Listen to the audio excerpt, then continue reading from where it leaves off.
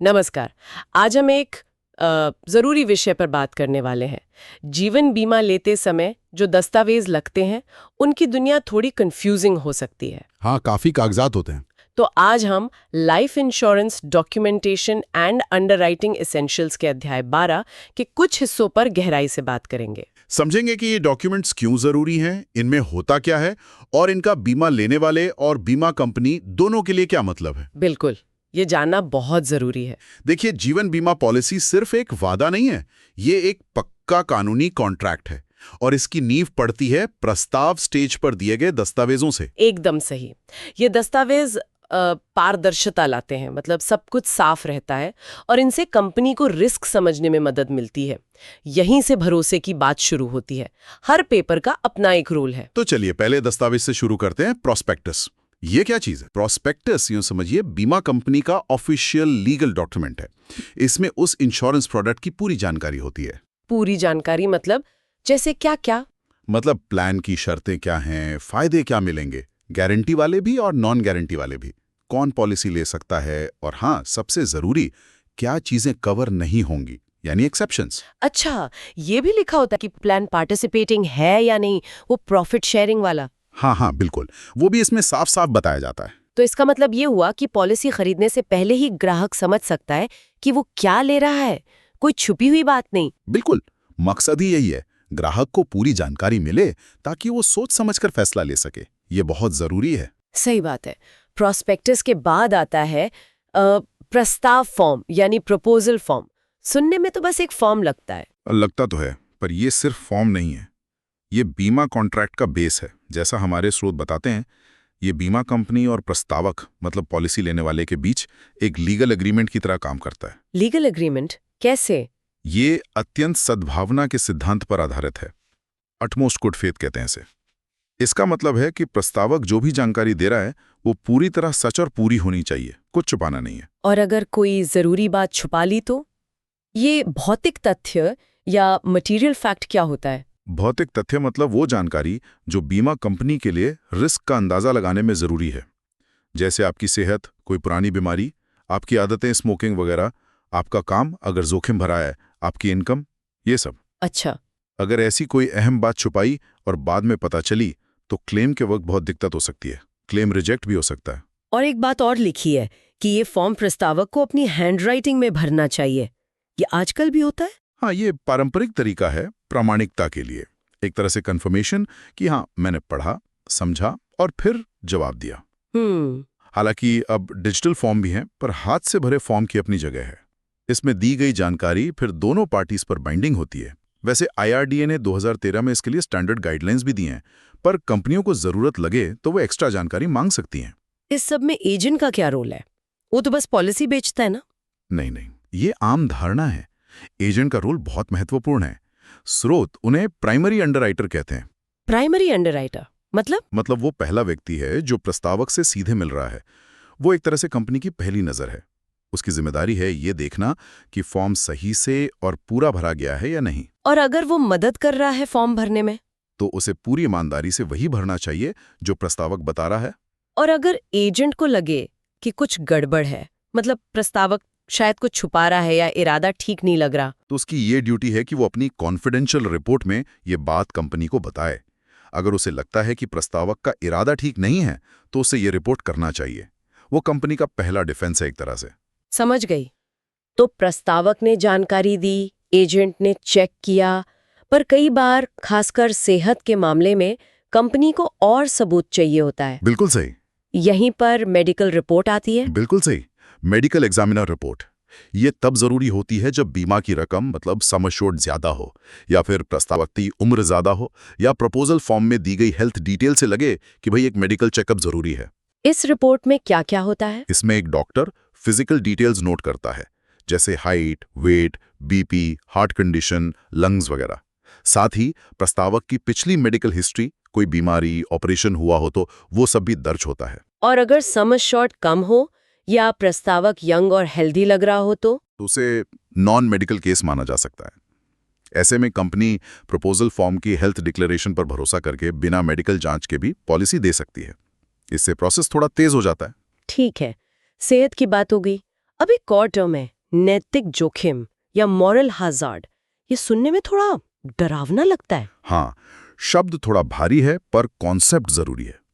Moral hazard का मतलब है वो रिस्क कि पॉलिसी खरीदने के बाद इंसान का बर्ताव बदल सकता है, जिससे नुकसान का खतरा बढ़ जाए। बर्ताव बदलना कैसे? उदाहरण दे सकते हैं? जैसे कोई सोचे अरे अब तो बीमा है ही और अपनी सेहत का ध्यान रखना छोड़ दे, या खतरनाक शौक पाल ले, या फिर जो ज्यादा गंभीर है, कोई जानबूझकर खुद को नुकसान पहुंचाए ताकि बीमा का पैसा मिले। ऐसी संभावना कम होती है, पर कंपनी को ये रिस्क देखना पड़ता है। तो कंपनी इसका पता कैसे लगाती है? अंदाजा कैसे लगाती है? इसके लिए कंपनी एक मॉरल हैजार्ड रिपोर्ट बनवा सकती है।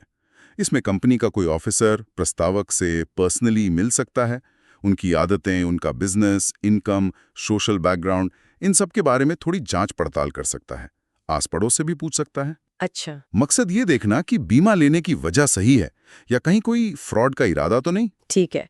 सेहत हो गई, इरादा हो गया। अब एक और बहुत बेसिक चीज, उम्र। उम्र का प्रूफ क्यों इतना जरूरी है? क्योंकि उम्र प्रीमियम तय करने का सबसे बड़ा फैक्टर है। सीधी सी बात है, उम्र ज्यादा तो रिस्क ज्यादा और प्रीमियम भी ज्यादा। तो सही उम्र पता होना एकदम सटीक कैलकुलेशन के लिए बहुत जरूरी है। स्रोत में 2 तरह के एज प्रूफ बताए हैं, स्टैंडर्ड और नॉन स्टैंडर्ड। क्या फर्क है इनमें? स्टैंडर्ड एज प्रूफ वो हैं जिनकी ऑथेंटिसिटी ज्यादा मानी जाती है, सरकारी या मान्यता प्राप्त संस्थाओं से जारी, जैसे स्कूल या college certificate, birth certificate, passport, pan card, या अगर कोई नौकरी में है तो एम्प्लॉयर का सर्विस रजिस्टर जिसमें डेट ऑफ बर्थ लिखी हो। ये आसानी से एक्सेप्ट हो जाते हैं। और नॉन स्टैंडर्ड वाले? नॉन स्टैंडर्ड वो हैं जिनकी विश्वसनीयता थोड़ी कम होती है, पर स्टैंडर्ड प्रूफ ना हो तो इन्हें भी देखा जा सकता है, शायद कुछ शर्तों के साथ। जैसे जन्म के समय बनी कुंडली, राशन कार्ड, हालांकि अब इसकी वैल्यू कम हो गई है, या खुद का दिया हुआ एफिडेविट या गांव की पंचायत का सर्टिफिकेट। पर कंपनियां हमेशा स्टैंडर्ड प्रूफ को ही प्रेफर करती हैं। आजकल हम KYC और AML के बारे में बहुत सुनते हैं, बैंकों में तो ये होता ही है। बीमा में इनका क्या रोल है? इनका बीमा में भी उतना ही इंपॉर्टेंट रोल है। AML मतलब एंटी मनी लॉन्ड्रिंग। भारत सरकार का PMLA एक्ट 2002 है ना, वो इसीलिए है ताकि मनी लॉन्ड्रिंग रोकी जा सके। और ये पक्का करना जरूरी है कि इंश्योरेंस सेक्टर का गलत इस्तेमाल ना हो इसके लिए।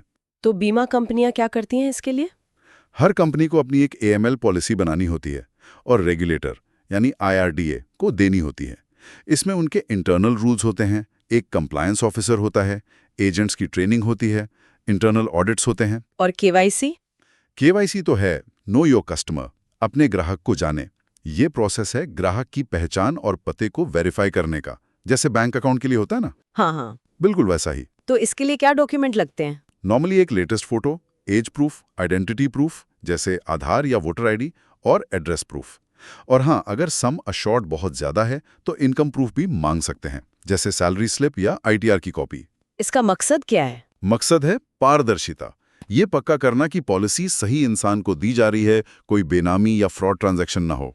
ठीक है, मान लीजिए ये सारे डॉक्यूमेंट जमा हो गए, पॉलिसी इशू भी हो गई, पर घर आकर पॉलिसी डॉक्यूमेंट ध्यान से पढ़ने पर ग्राहक को लगता है कि अरे ये तो मैंने सोचा नहीं था, या ये शर्त मुझे ठीक नहीं लग रही, तब क्या कोई रास्ता है? हाँ, यहीं पर ग्राहक के पास एक बहुत अच्छा अधिकार है, फ्री लुक पीरियड।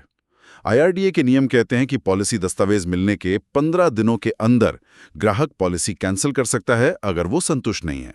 15 दिन? इसे कूलिंग ऑफ पीरियड भी कहते हैं शायद। हाँ बिल्कुल, कूलिंग ऑफ पीरियड। तो क्या पूरा पैसा वापस मिल जाता है? लगभग पूरा। कंपनी कुछ वाजिब खर्चे काटती है, जैसे जितने दिन पॉलिसी एक्टिव रही उतने दिन का प्रोपोर्शनेट रिस्क प्रीमियम, अगर कंपनी ने मेडिकल जांच करवाई थी तो उसका खर्चा, और पॉलिसी पर जो स्टैम्प ड्यूटी लगी थी वो फीस। ये काटकर बाकी पैसा वापस मिल जाता है। बस आपको लिखित में कंपनी को बताना होता है। ये तो ग्राहक के लिए काफी अच्छी सुरक्षा है। हाँ, ताकि कोई जल्दबाजी या दबाव में लिए गए फैसले को बदल सके। तो इन सभी दस्तावेजों को अगर एक साथ देखें, प्रोस्पेक्टस से लेकर KYC और फ्री लुक तक, ये सिर्फ खाना पूर्ति नहीं है। बिल्कुल नहीं। ये पूरी प्रक्रिया बीमा के वादे को कानूनी तौर पर ठोस बनाती है, कंपनी को रिस्क समझने में मदद करती है, फ्रॉड रोकती है और नियमों का पालन भी होता है। इसमें प्रस्तावक की सच्चाई, एजेंट की समझदारी, डॉक्टर की जांच, कंपनी के नियम, सबका रोल है।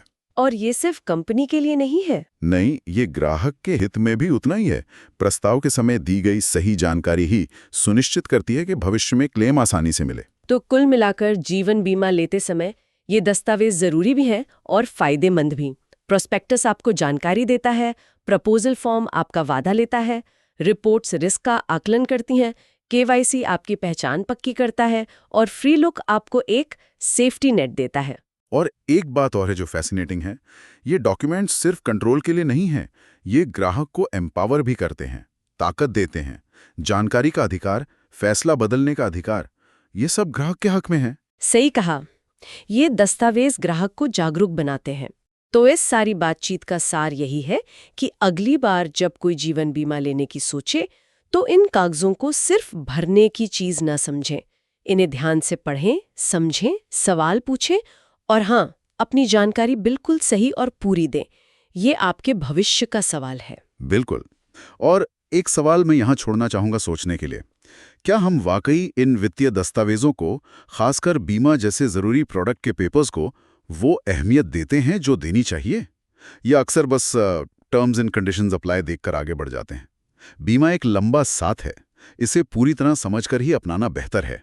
इस पर सोचना ज़रूरी है। बहुत ही ज़रूरी सवाल। इस गहरी और फायदेमंद चर्चा के लिए आपका धन्यवाद। उम्मीद है हमारे सुनने वालों को बीमा दस्तावेजों की ये दुनिया अब थोड़ी कम जटिल लगेगी।